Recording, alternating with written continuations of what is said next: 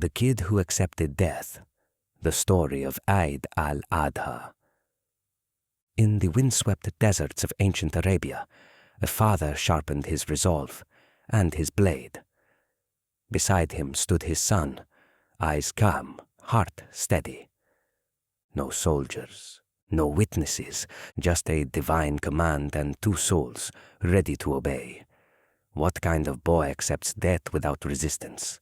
And what kind of father chooses faith over everything, even blood? Before Eid al-Adha became a celebration, it was a test of love, loyalty, and unimaginable sacrifice. This is the story of Ibrahim alaihi salam and Ismail alaihi salam, a moment that split history in two and reshaped the meaning of devotion forever. The desert's silent witness. Picture, if you will, the scorching desert of ancient Arabia. The sun beats down mercilessly on endless dunes, and the silence is broken only by the whisper of wind through sand. In this desolate landscape, a father and son walked together, their footsteps marking a path that would forever change the course of human faith. The father is Ibrahim alaihi salam, Abraham, the friend of Allah, the man who shattered idols and stood against entire nations for the sake of divine truth. But today, his heart carries a burden heavier than any he has ever known. The son walking beside him is Ismail alaihi salam, according to tradition around 13 years old, yet carrying within his young chest a faith that would shame grown men. They walk in silence, each lost in contemplation of what lies ahead. Ibrahim alaihi salam carries with him the weight of a divine command that defies every human instinct: to sacrifice his beloved son, the child he had prayed for, waited for, and received as a gift from Allah in his old age. The dream that changed everything. It began with a dream, but not just any dream, for the dreams of prophets are revelations, direct communications from the Almighty. According to some narrations, Ibrahim alayhi salam saw the same vision over multiple nights, himself, knife in hand, preparing to sacrifice his son for Allah's sake. Imagine the torment in Ibrahim's heart. Every parent knows the depth of love they feel for their child. Every laugh, every embrace, every moment of joy and worry that builds an unbreakable bond. And now, this very child, this precious gift, was the one he was being asked to surrender. Yet Ibrahim's faith was not built on comfort or convenience. It was forged in the fires of absolute trust in Allah's wisdom. He had been tested before, thrown into Nimrod's fire, exiled from his homeland, challenged at every turn. But this was the ultimate test. The conversation that echoes through eternity. What makes this story extraordinary is not just Ibrahim's willingness to obey, but how he approached his son. He didn't act in secret or silence. Instead, he turned to young Ismail alayhi salam and shared the divine command, seeking not permission, for Allah's command needs no permission, but understanding and acceptance. "My son," Ibrahim alayhi salam said, his voice heavy with emotion, "I have seen in a dream that I am sacrificing you. What do you think?" The response that came from this 13-year-old boy would echo through the corridors of time, inspiring billions and defining the very essence of submission to Allah. "O my father, do what you are commanded. You will find me, if Allah wills, among the patients." These words, simple yet profound, reveal a soul that had been nurtured not just in love, but in absolute trust in Allah's wisdom. This was not blind obedience, but conscious, willing submission. Ismail alayhi salam understood that his father was not acting from cruelty or madness, but from divine command, and in that understanding he found peace, the walk of faith. Together, father and son began their journey to the place of sacrifice. With each step, their hearts must have been a storm of emotions, love, fear, trust, and an overwhelming sense of awe at the magnitude of what they were about to do. But they were not alone in this journey. According to Islamic tradition, Satan attempted to dissuade them. 3 times he appeared, whispering doubts and fears. 3 times he was driven away with stones, as Ibrahim alaihi salam, and according to some narrations, Hajar and Ismail as well, rejected his temptations with unwavering faith. This act of rejecting Satan's whispers became immortalized in the Hajj pilgrimage, where millions of Muslims annually stone the pillars representing Satan, symbolically rejecting evil and affirming their commitment to Allah. The moment of truth. At the appointed place as the sun climbed high in the desert sky, the moment of ultimate test arrived. Ibrahim alaihi salam prepared to fulfill Allah's command, his hands trembling not from doubt, but from the sheer weight of the moment.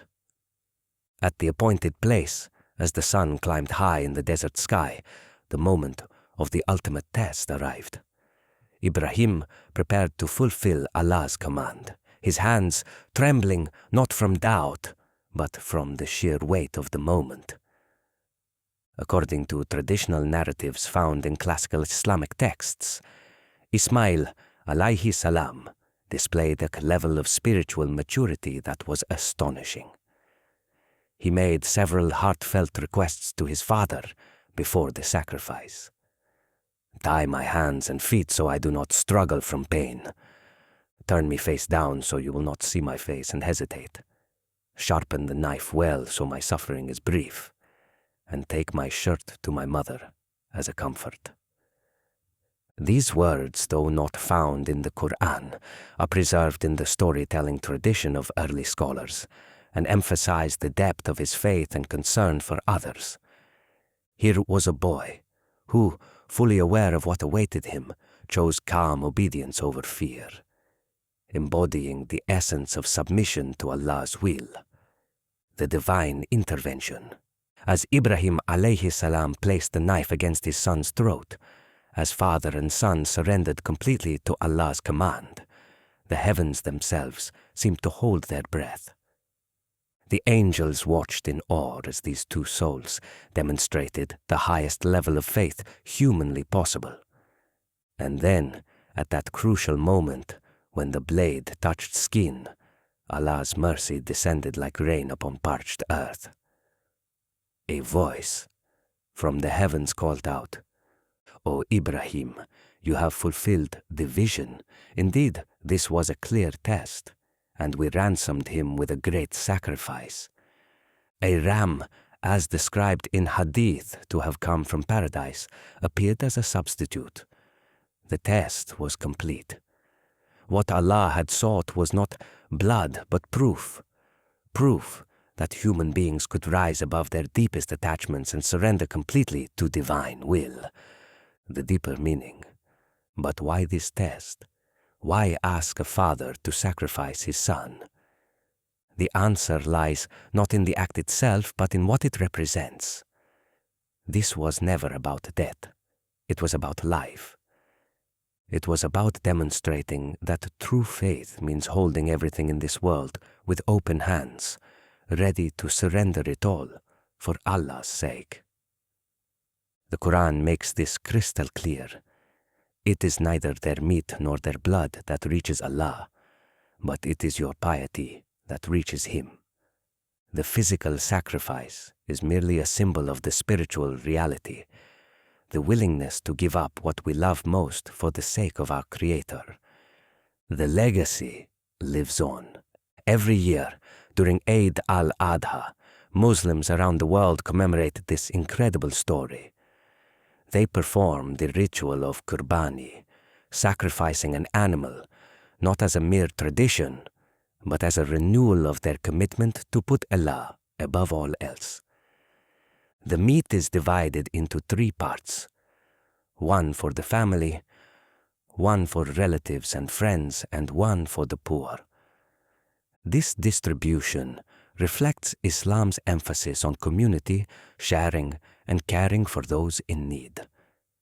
The sacrifice becomes not just a personal act of worship, but a social act of compassion. The boy who changed history. Young Ismail's acceptance of his fate was not passive resignation. It was active, conscious submission.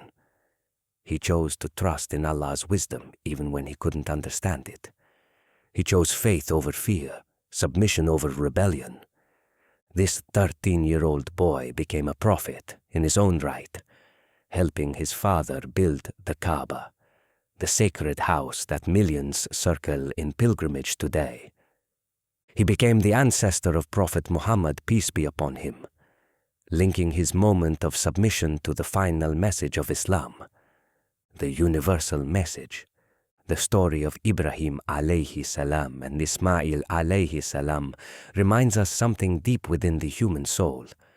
It asks each of us, what are you holding on to so tightly that you're not willing to surrender it for Allah? What attachments, what desires, what fears are standing between you and complete submission to your Creator?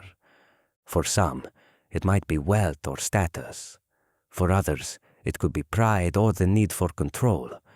For many, it's the fear of letting go, the fear of trusting completely in Allah's plan. The true sacrifice. The real sacrifice in this story wasn't the ram that was eventually offered. The real sacrifice was the human will, the ego, the attachment, the natural instinct to hold on to what we love. Ibrahim alaihi salam sacrificed his attachment to his son. Ismail alaihi salam sacrificed his attachment to life itself. Both chose Allah over everything else. This is the essence of Islam, submission. Not the submission of the weak to the strong, but the conscious, willing submission of the created to the Creator, born from love, trust, and recognition of Allah's infinite wisdom and mercy. The eternal echo. As we reflect on this story, we're reminded that faith is not just about what we say or believe. It's about what we're willing to sacrifice. It's about the moments when our beliefs are tested, when comfort ends and real faith begins. The boy who accepted death teaches us that true courage isn't the absence of fear. It's faith in the face of fear. True love isn't holding on tightly. It's being willing to let go for the sake of something greater. Conclusion: the living legacy. Today, as millions celebrate Eid al-Adha, they're not just commemorating a historical event. They're participating in a living tradition that connects them to that moment in the desert, when a father and son showed the world what absolute faith looks like. The story of Ibrahim alaihi salam and Ismail alaihi salam reminds us that the greatest victories are often won not through conquest, but through surrender.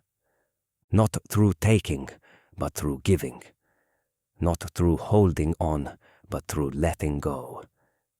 In a world that often glorifies material success and self-preservation, the story of the boy who accepted death stands as a powerful reminder that some things are worth more than life itself, and that in surrendering everything to Allah, we gain everything that truly matters. This is the story of Eid al-Adha. This is the story of faith, sacrifice, and divine mercy. This is the story that continues to inspire, challenge, and transform hearts across the globe, one soul at a time.